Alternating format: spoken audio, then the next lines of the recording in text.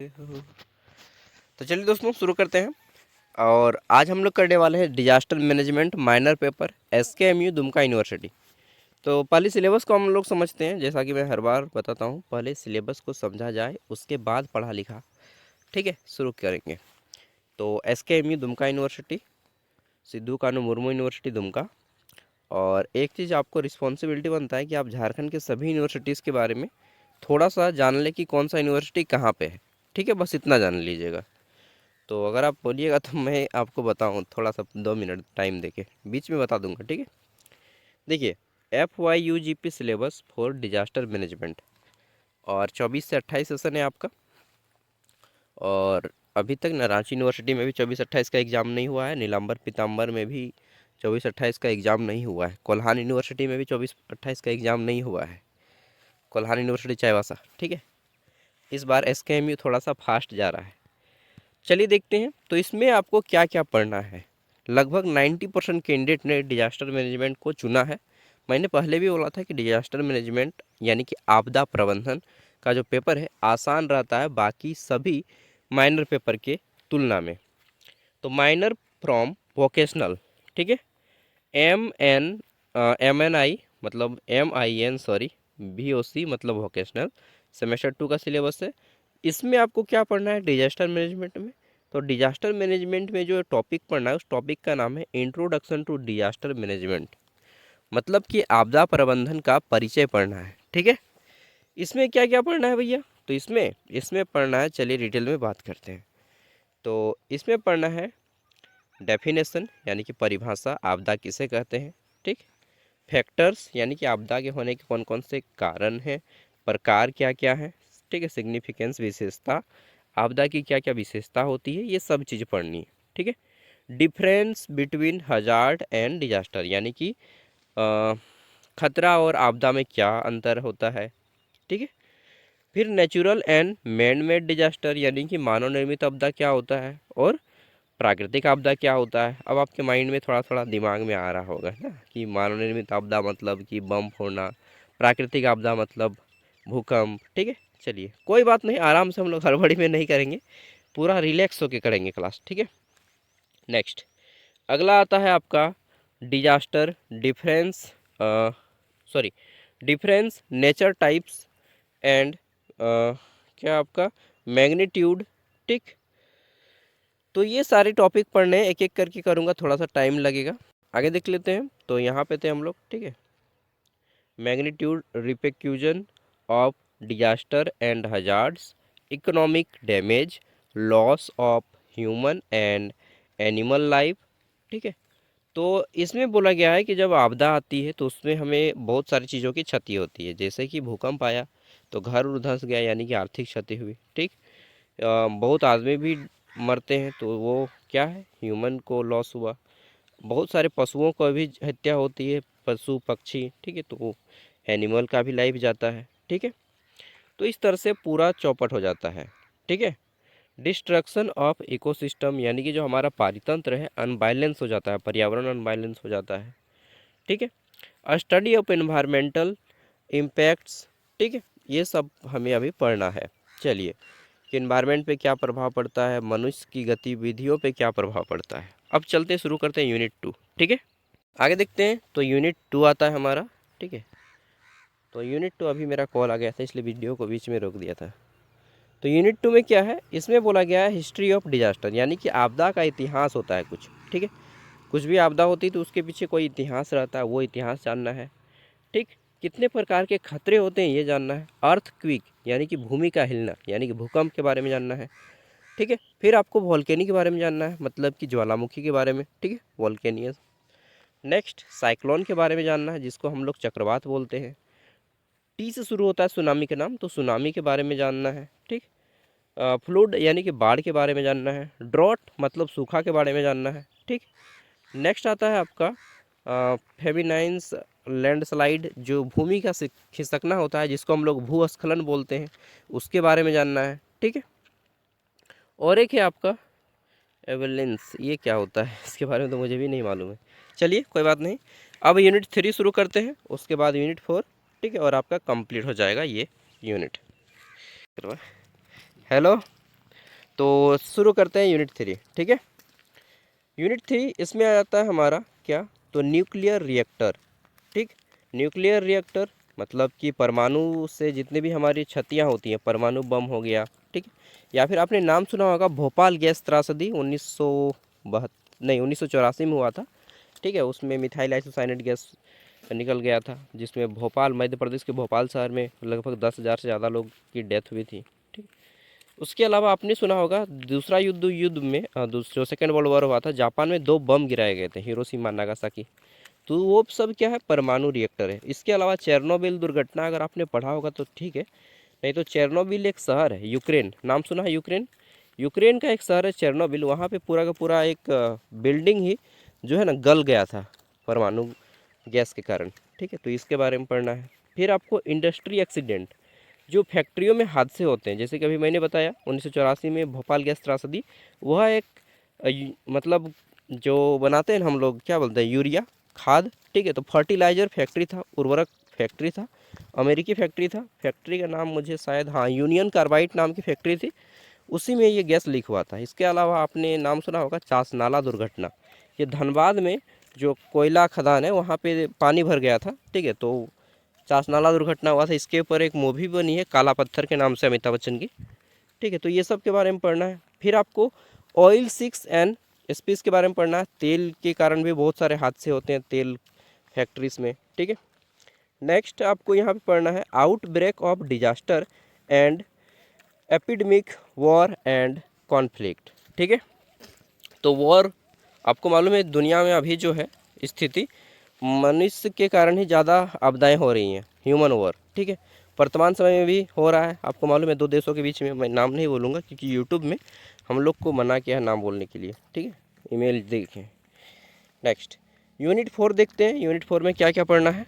तो यूनिट 4 में हमारा पहला आ जाता है डिजास्टर प्रोन, डिजास्टर प्रोन, ठीक।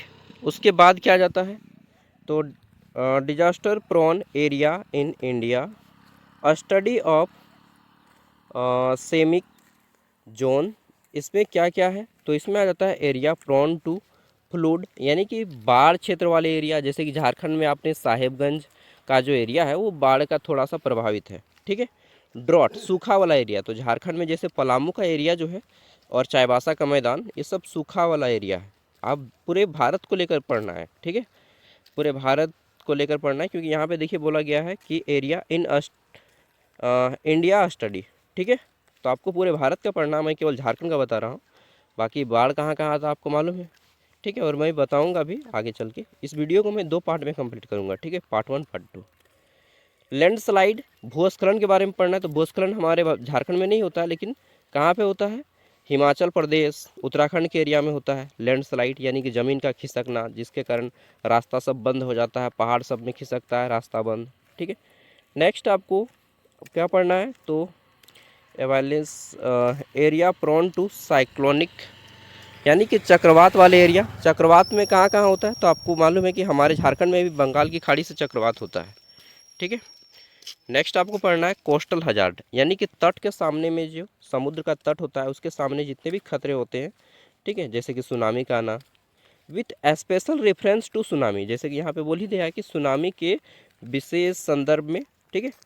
नेक्स्ट आपको पोस्ट डिजास्टर, यानी कि जब आपदा घटित हो जाता है, जैसे बाढ़ आया, बाढ़ आके चला गया, अब इसके बाद क्या होगा, तो ये उसी को बोलते हैं पोस्ट। पोस्ट मतलब ख़त्म होने के बाद, आपदा चले जाने के बाद क्या होता है, ठीक।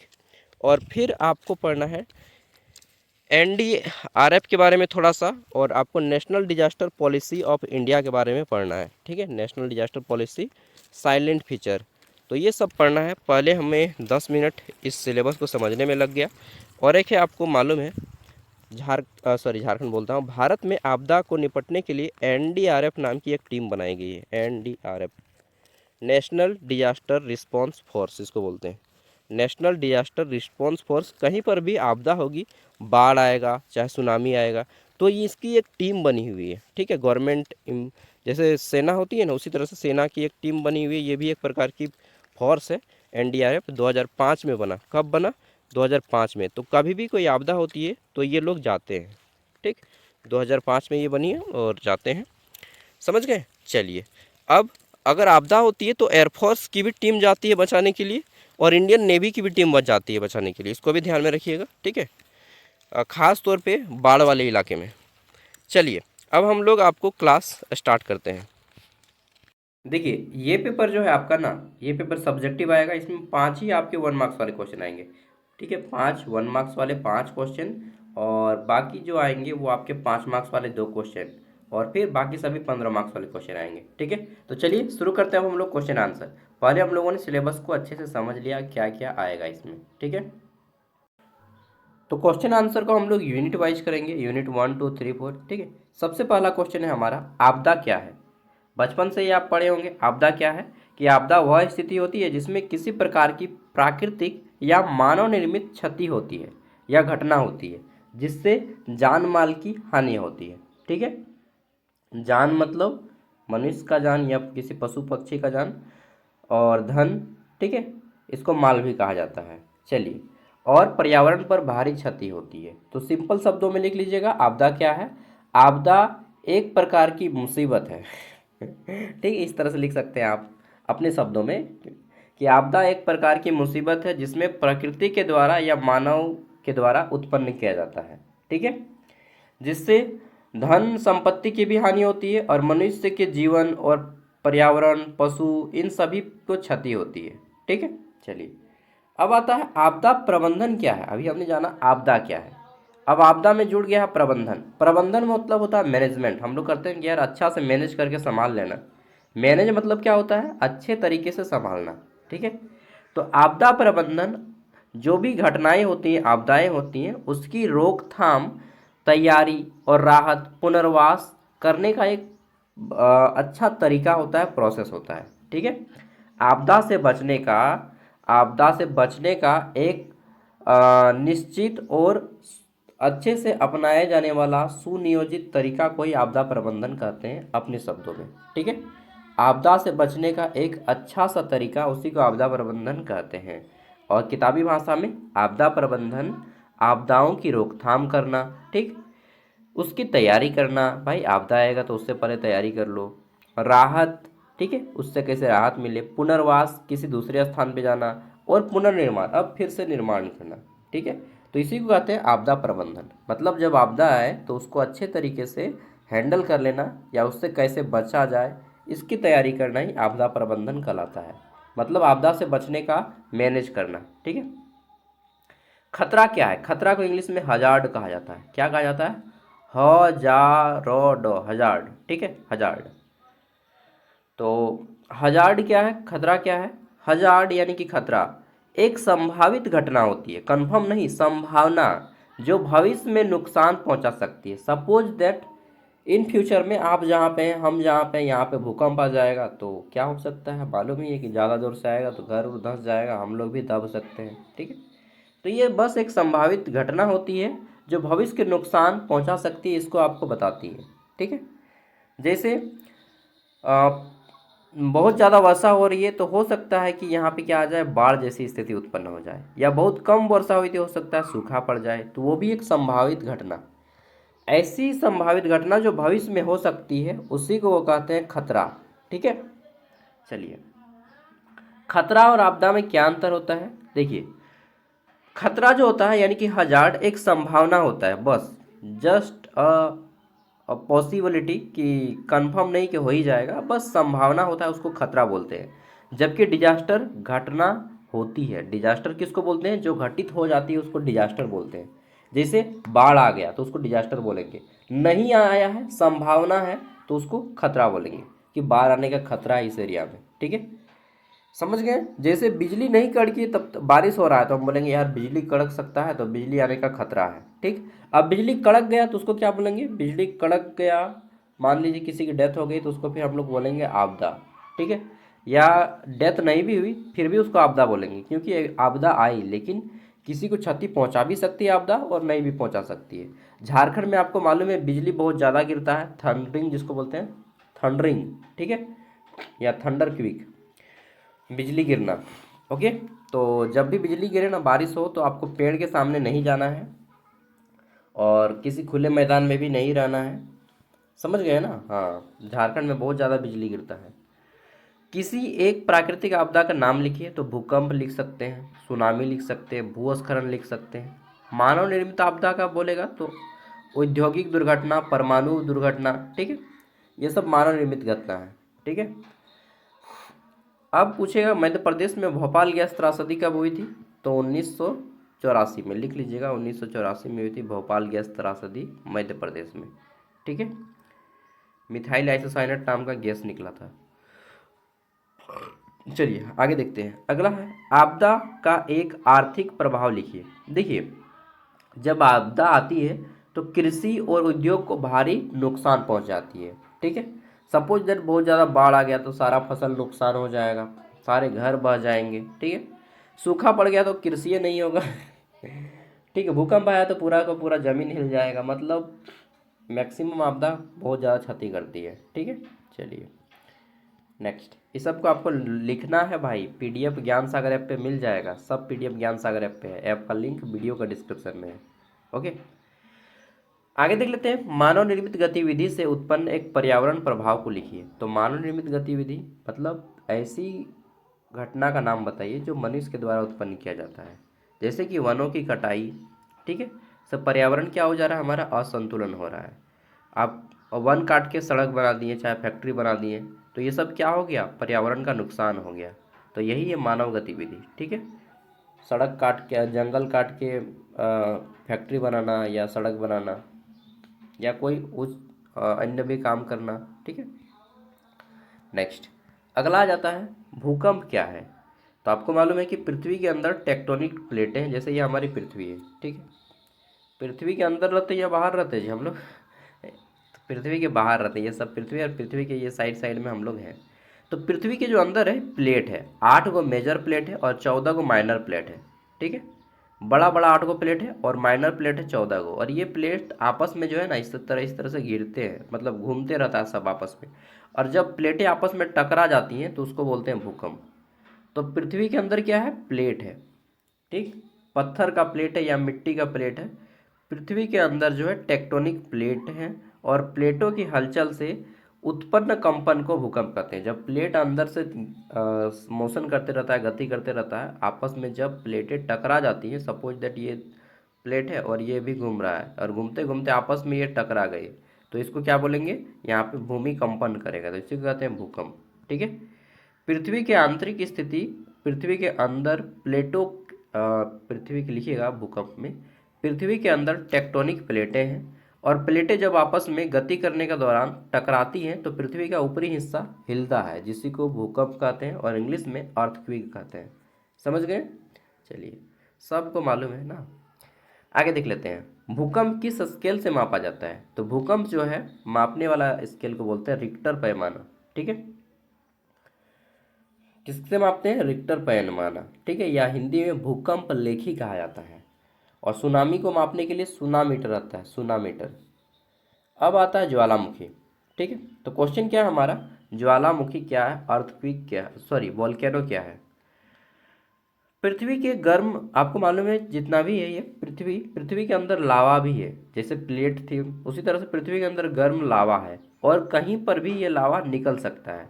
तो जब यह लावा निकल जाएगा पूरा का पूरा अंदर से, इस तरह से निकलने लगता है, फैलने लगता है, गिरने लगता है, पहाड़ का रूप धारण करने लगता है, और ये लावा नीचे खिसकता जाता है और ये ऊपर उठता जाता है, इसी से पहाड़ बनता है, इसी को भूकंप कहते हैं। जितने भी पहाड़ बने हैं ना, मैक्सिमम भूकंप के कारण बने हैं, ठीक है। तो पृथ्वी के गर्भ से लावा, गैस और राख के निकलने की प्रक्रिया को ज्वालामुखी कहते हैं, जिससे पृथ्वी के अंदर का लावा बाहर निकलता है और चारों ओर फैल जाता है, ठीक है। या पृथ्वी के अंदर निकलने वाला गर्म आग होता है जिसको लावा कहते हैं, और चारों ओर फैल जाता है, ठीक है। और जब ज्वालामुखी आता है तो आसपास का एरिया को खाली कर दिया जाता है, क्योंकि आसपास के एरिया पूरा गर्म हो जाता है, हीट हो जाता है। हमारे अंडमान निकोबार में वर्तमान समय में एक बैरन द्वीप है, क्या द्वीप है, बैरन द्वीप, वहाँ पे अभी भी ज्वालामुखी निकला हुआ है, ठीक है। एक्टिव वोल्केनो बोलते हैं, सक्रिय ज्वालामुखी, एक्टिव यानी कि अभी भी वहाँ पे वोल्केनो निकल रहा है, ठीक है, गर्म अभी लावा निकल रहा है। तो इस सब एरिया में रहना पॉसिबल नहीं है, क्योंकि चारों ओर का एरिया खराब हो जाता है, ठीक है। अब आ जाता है चक्रवात क्या है, साइक्लोन क्या है। चक्रवात निम्न दाब क्षेत्र में बनने वाली तीव्र घूर्णनशील, ठीक है, पवन प्रणाली चक्रवात कहलाती है और ये अपने साथ जल को लेके बारिश करवाती है, ठीक है। यहाँ पे सिंपल भाषा में लिख सकते हैं कि निम्न दाब क्षेत्र से हवा का एक तीव्र, हवा का तेज गति का एक झोंका आता है और अपने साथ पानी की बौछारें लाता है और मूसलाधार वर्षा होती है, इसी को चक्रवात कहते हैं। अक्सर चक्रवात किसी समुद्र तट से उठता है, ठीक है, जैसे बंगाल की खाड़ी से चक्रवात आता है, अक्सर आपने नाम सुना होगा, ठीक है। हुदहुद का नाम सुना होगा, हुदहुद चक्रवात आया था कुछ समय पहले, ठीक है, और भी बहुत सारे चक्रवात आते रहता है।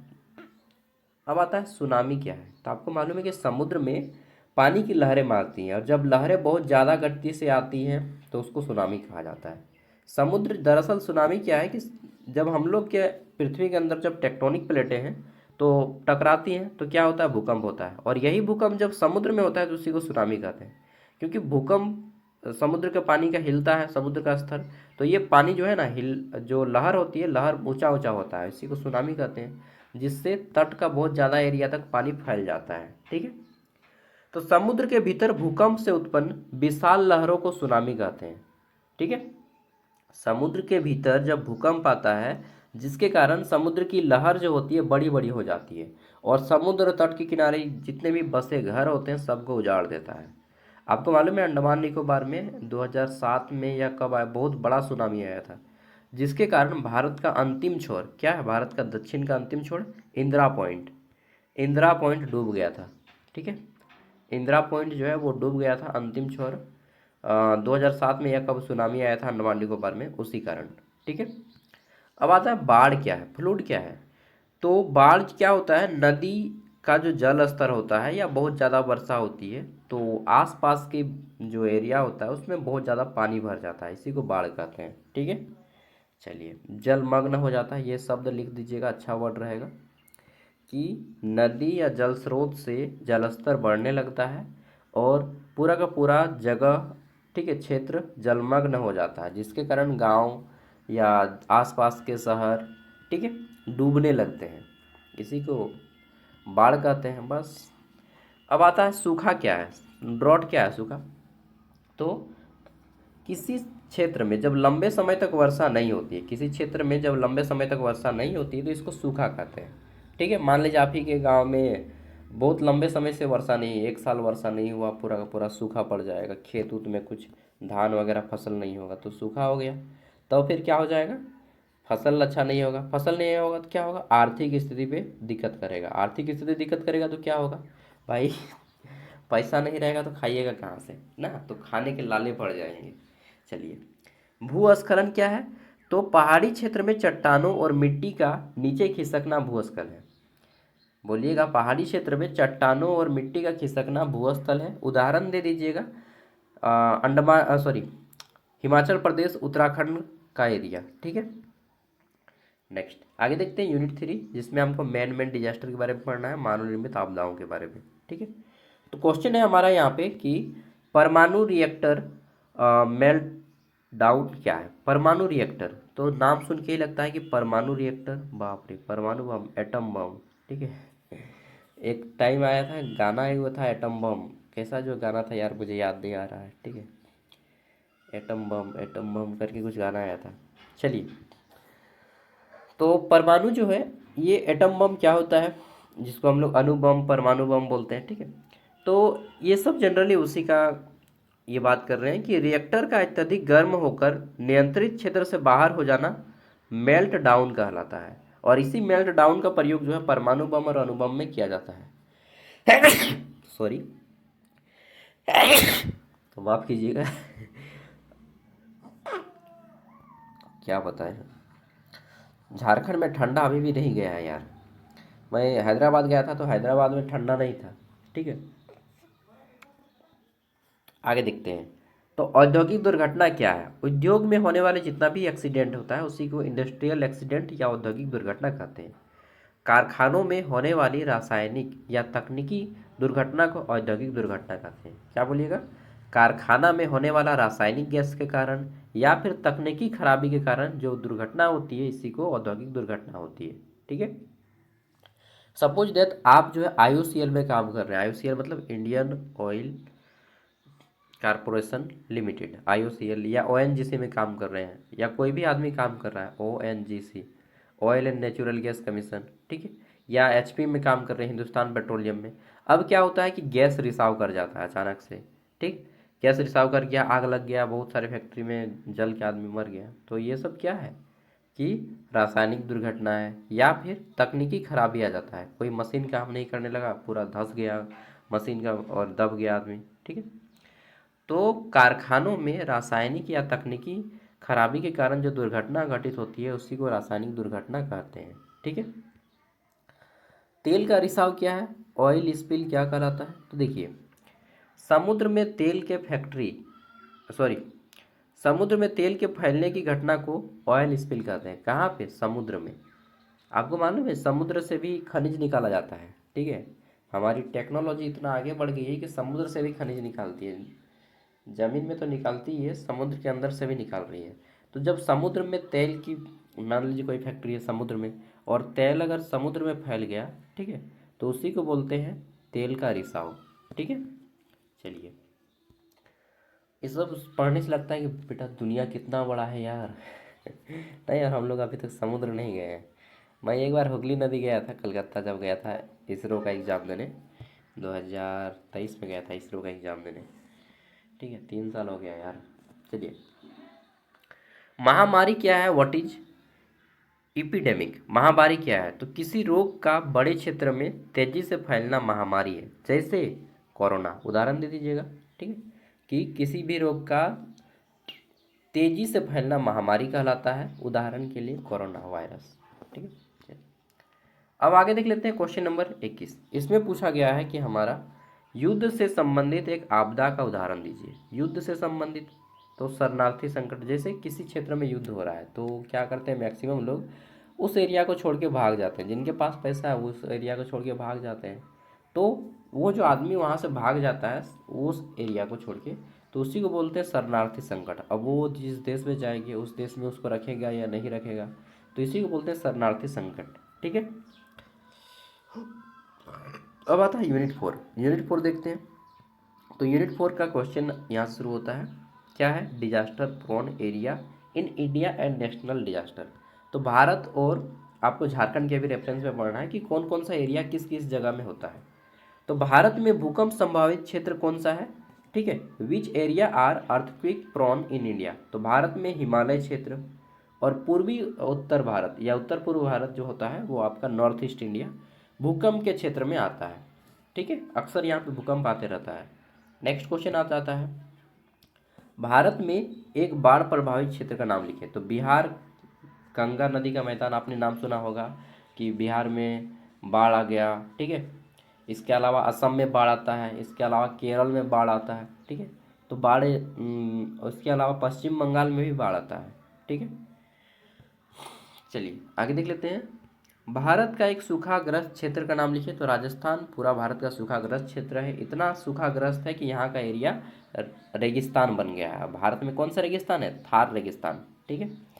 कभी मौका मिलेगा तो घूमने जाएंगे, आप भी हम भी, ठीक है। सब कोई लाइफ का एंजॉय पैसा का ना, कम से कम ना घूमने के लिए अपना जितना भी कमाई है उसका 10% पैसा आप घूमने में लगाइए, ठीक है। 10% सेफ्टी में लगाइए, हेल्थ इंश्योरेंस वगैरह करवा लीजिए, ठीक है। पैसा बचा के रखिए ताकि समय में काम आए, बीमार पड़ेंगे तो, और हेल्थ इंश्योरेंस करवा लीजिए। हेल्थ इंश्योरेंस लगता है कि नहीं बहुत बकवास चीज़ें हैं, नहीं ये सब फालतू है, पैसा का ठगी है, जब लेने का बारी आएगा तो नहीं ले पाएंगे। नहीं, अगर आपके पास पूरा नॉलेज है ना तो हेल्थ इंश्योरेंस का पैसा आप ले लीजिएगा, ठीक है। चलिए, तो कमाना शुरू कीजिएगा जब आप 21 साल प्लस के हो जाते हैं तो कमाना शुरू कर दीजिए। डजेंट मैटर कि आप गवर्नमेंट जॉब करें या प्राइवेट जॉब करें या अपना बिजनेस करें, कोई भी कीजिए लेकिन कमाना शुरू कीजिए, ठीक है। मुझे तो मानना है कि हर व्यक्ति जब 19 साल का हो जाता है लड़का, उसको काम करना शुरू कर देना चाहिए 19 साल के बाद से ही, क्योंकि इससे हमारा भारत डेवलप करेगा, ठीक है। मैं नौकरी वोकरी का सपोर्ट नहीं करता हूँ, गवर्नमेंट जॉब का सपोर्ट केवल गवर्नमेंट जॉब की तैयारी में 30 साल बिता देना, 25 साल बिता देना, ठीक है, मेरे फेवर में नहीं है भाई। मैं तो कहूँगा तैयारी करना है तो काम के साथ तैयारी करो।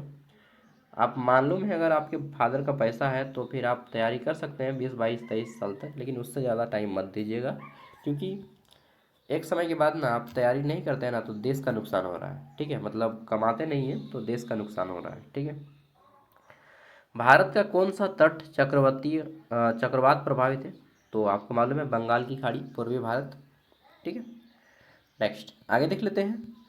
भारत का एक सुनामी प्रभावित क्षेत्र का नाम लिखिए। तो अंडमान निकोबार द्वीप समूह सुनामी से प्रभावित है। ठीक है, अभी मैंने बताया इंदिरा पॉइंट डूब गया था।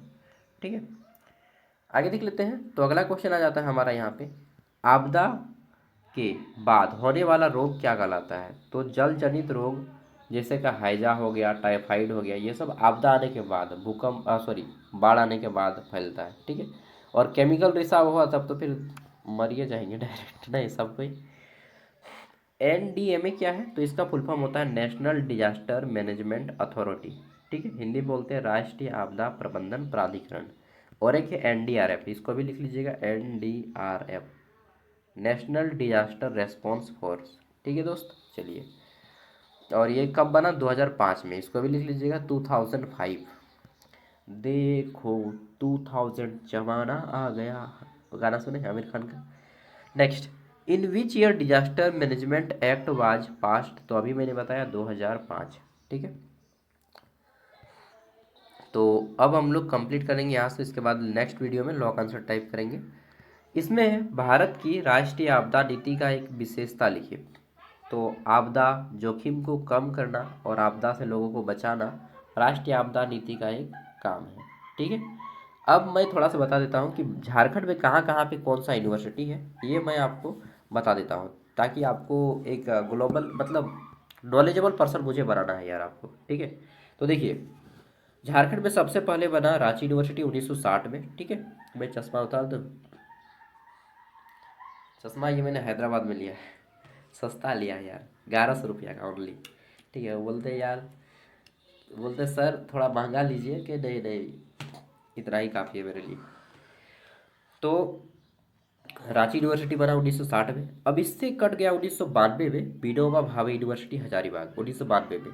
1992 में ही एस के एम यू दुमका बनता है, लेकिन ये रांची यूनिवर्सिटी उसके बाद ही एस के एम यू दुमका झारखंड के एरिया में आ जाता है आपका भागलपुर यूनिवर्सिटी से कट के। इसके बाद तीसरा यूनिवर्सिटी बनता है विनोबा भावे यूनिवर्सिटी, जो कि हजारीबाग में है। चौथा यूनिवर्सिटी बनता है कौन? तो चौथा नंबर पे कोल्हान यूनिवर्सिटी चाईबासा बनता है। ठीक है, चाईबासा आपने नाम सुना होगा, पूर्वी सिंहभूम, पश्चिमी सिंहभूम, सरायकेला खरसावां।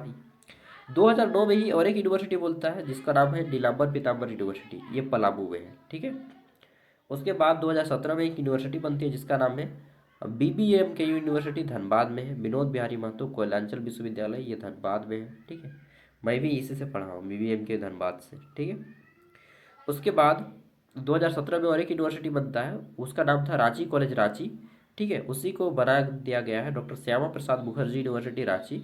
वर्तमान समय में मैं यहीं से बीएड कर रहा हूँ। ठीक है, 15 दिन से क्लास नहीं गया हूँ, जाके एप्लीकेशन देना होगा मुझे और फिर क्लास ज्वाइन करना होगा। ठीक है, तो मैं यहीं से बीएड कर रहा हूँ। 2009 में एक यूनिवर्सिटी बनती है झारखंड में जिसको बोला जाता है झारखंड केंद्र विश्वविद्यालय, सेंट्रल यूनिवर्सिटी ऑफ झारखंड। ठीक है, यह सेंट्रल गवर्नमेंट की यूनिवर्सिटी है, रांची के ब्राम्बे में स्थित है, चेरी मनातू में। और बहुत बड़ा कैंपस है, सेंट्रल गवर्नमेंट का स्कीम है। और ये यूनिवर्सिटी केवल अपने आप में कॉलेज है और यूनिवर्सिटी है। ठीक है, तो ये सेंट्रल गवर्नमेंट का है, केंद्र विश्वविद्यालय झारखंड। और एक है आपका आईआईटी, आईआईटी धनबाद, ये 1926 में अंग्रेज लोग इसको बनाया था। 1926 में आईआईटी धनबाद, जिसको पहले आईएसएम कहा जाता था, इंडियन स्कूल ऑफ माइंस। बाद में 2016 में इसे आईआईटी का दर्जा दिया गया, जो कि धनबाद में है। एक है एनआईटी जमशेदपुर, ये 1955 में बना था। ठीक है, पहले इसको आरआईटी कहा जाता था, रीजनल इंस्टीट्यूट ऑफ टेक्नोलॉजी। बाद में इसको आई थिंक 2005 में या कब इसको एनआईटी बना दिया गया, नेशनल इंस्टीट्यूट ऑफ टेक्नोलॉजी।